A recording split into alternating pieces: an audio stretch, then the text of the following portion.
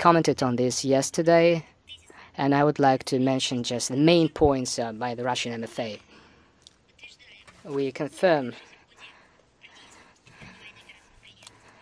facts that were found during the special military operation that confirm the Kiev regime attempted to cover up biological programs traces as implemented by Kiev and financed by the United States of America.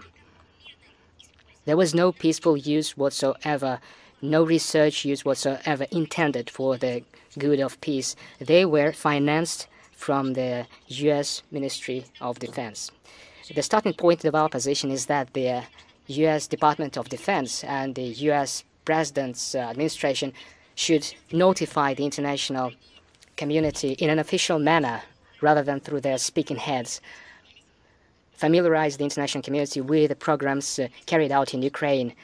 We assume that the materials existing today, the confirmations that were made these days by the Ukrainian side and by the United States of America. There was a statement made by the Deputy Secretary of State, Victoria Nuland, leave no doubt, will not leave an opportunity for Washington to keep silence this time. We remember how many years and also their attempts while spilling blood to find biological and chemical weapons throughout the world, while in fact occupying, killing people. They were looking in the wrong place. We have found instead of you. We have found your own products.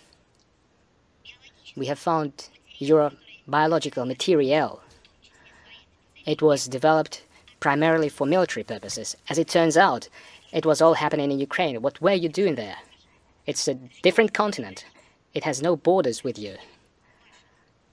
There are no bases of yours.